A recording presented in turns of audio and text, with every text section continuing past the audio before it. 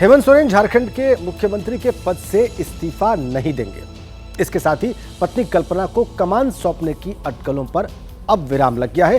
लेकिन कहा यह जा रहा है कि हेमंत सोरेन की तरफ से विधायकों को रांची के आसपास ही रहने को कहा गया है। और इसमें सवाल ये उठ रहा है कि क्या झारखंड की पिक्चर का क्लाइमेक्स अभी बाकी है।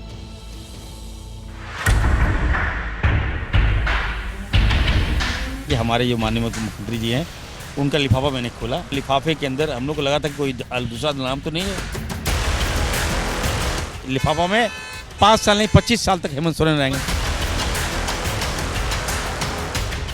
मंगलवार को पूरे देश की निगाहें रांची में हो रही विधायक दल की बैठक पर लगी थी।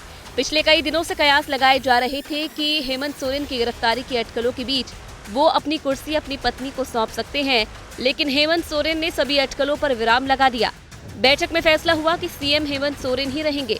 बैठक में सोरेन ने कहा कि किसी भ्रम में मत रहिए कि सीएम और कोई होगा। बैठक से निकले नेताओं ने भी एक सुर में यही बात कही।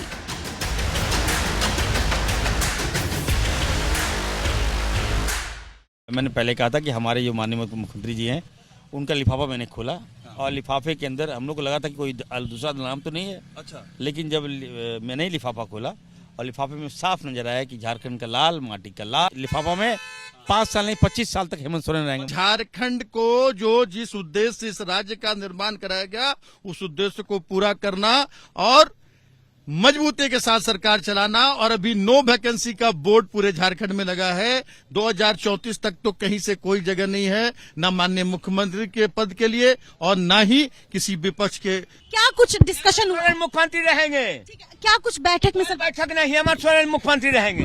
जो जेएमएम, कांग्रेस और आरजेडी की जो चर्चाएं थी कि है अब वो हिमालय पर्वत की तरह एकजुट है।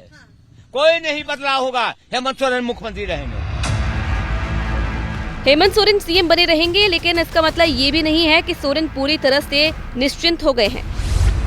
सूत्रों के मुताबिक मीटिंग में आए झारखंड मुक्ति मोर्चा के सभी विधायकों को रांची में ही रहने को कहा गया है। हालांकि जेएमएम महासचिव विनोद पांडे इस तरह की खबरों से इनकार कर रहे हैं। क्या विधायकों को एक हफ्ता यहीं रुकने को कहा गया? बिल्कुल नहीं। माननीय विधायक सभी अपने अपने क्षेत्र में, कुछ विधायक तो राज्य से भी बाहर हैं।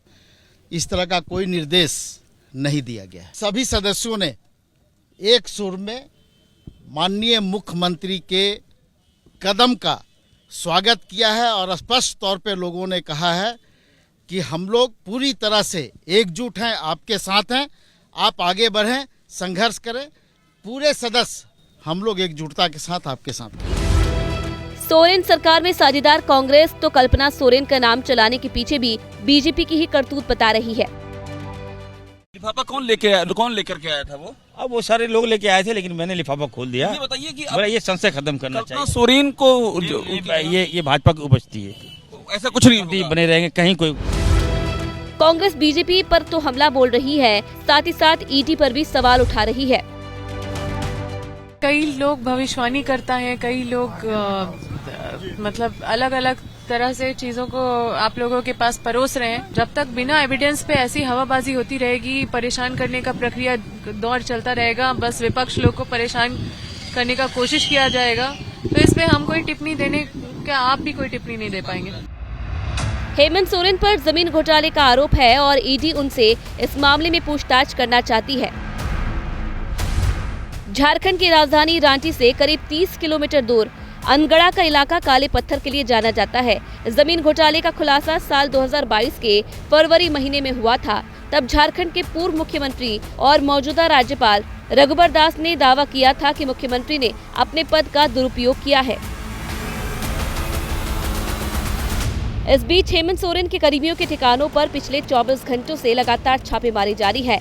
रांची में साहिबगंज के आर्किटेक्ट विनोद सिंह के घर ईडी की टीम प्रिंटर मशीन लेकर पहुंची थी। खबर है कि विनोद सिंह के घर ईडी की टीम को मनी लॉन्ड्रिंग की अहम ट्रेल भी मिली है।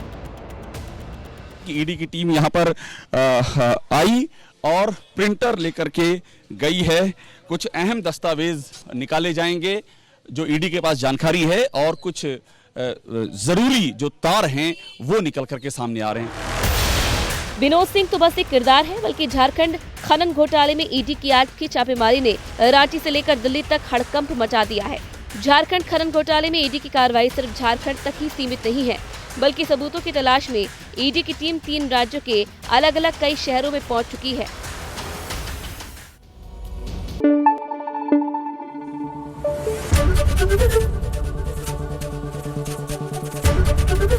एबीपी न्यूज आपको रखे आगे।